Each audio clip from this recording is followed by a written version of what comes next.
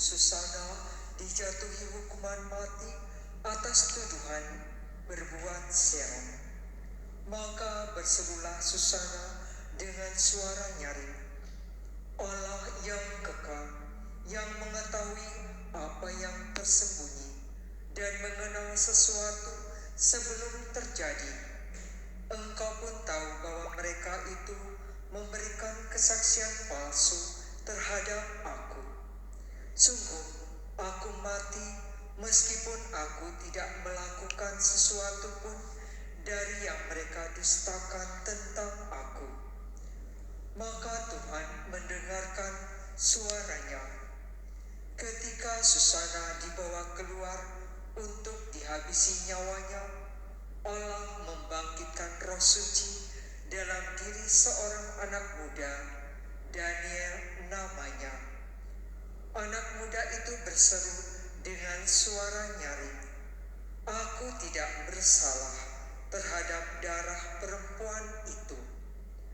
Maka segenap rakyat berpaling kepada Daniel, katanya, apa maksudnya kata-katamu itu? Daniel pun lalu berdiri di tengah-tengah mereka.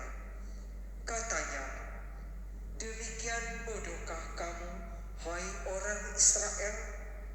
Adakah kamu menghukum seorang putri Israel tanpa pemeriksaan dan tanpa bukti? Kembalilah ke tempat pengadilan, sebab kedua orang itu memberikan kesaksian palsu terhadap perempuan ini. Maka bergegaslah rakyat kembali ke tempat pengadilan. Orang tua-tua berkata kepada Daniel, kemarilah, duduklah di tengah-tengah kami dan beritahulah kami, sebab Allah telah menganugerahkan kepadamu martabat orang tua-tua. Lalu kata Daniel kepada orang yang ada di situ, pisahkanlah kedua orang tua-tua tadi jauh-jauh, maka mereka akan diperiksa.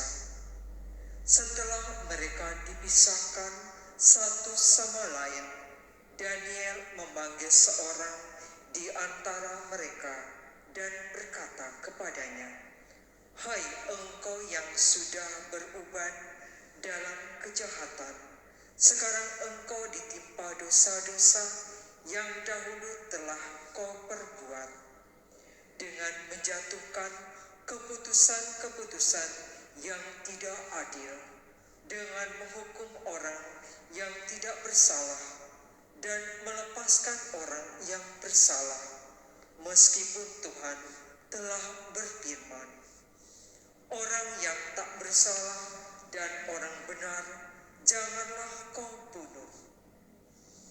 Oleh sebab itu, jikalau engkau sungguh-sungguh melihat dia, katakanlah, di bawah pohon apakah telah kau lihat mereka bercampur? Sahut orang tua-tua itu, di bawah pohon mesui.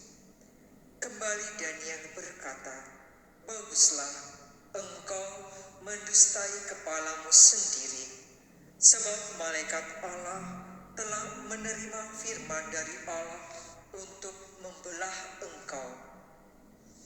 Setelah orang itu disuruh pergi, Daniel pun lalu menyuruh bawa yang lain kepadanya. Kemudian berkatalah Daniel kepada orang itu, hai keturunan Kanaan dan bukan keturunan Yehuda, kecantikan telah menyesatkan engkau dan nafsu birahi telah membengkokkan hatimu. Kamu sudah biasa berbuat begitu dengan putri-putri Israel, dan mereka pun terpaksa menuruti kehendakmu karena takut. Tetapi putri Yehuda ini tidak mau mendukung kefasikanmu. Oleh karena itu, katakanlah kepadaku, di bawah pohon apakah telah kau dapati mereka bercampur? Sahut orang tua-tua itu, di bawah pohon berangan. Kembali Daniel berkata, baguslah engkau mendustai kepalamu sendiri, sebab malaikat Allah sudah menunggu-nunggu dengan pedang terhunus untuk membahan engkau, supaya engkau binasa. Maka berserulah seluruh himpunan itu dengan suara nyaring. Mereka memuji Allah yang menyelamatkan siapa saja yang berharap kepadanya. Serentak mereka bangkit melawan kedua orang tua-tua itu, sebab Daniel telah membuktikan dengan mulut mereka sendiri bahwa mereka telah memberikan kesaksian palsu. Lalu mereka diperlakukan sebagaimana mereka sendiri mau mencelakakan sesamanya. Sesuai dengan Taurat Musa, kedua orang itu dibunuh. Demikian pada hari itu diselamatkan darah yang tak bersalah. Demikianlah sabda Tuhan. Syukur kepada Allah.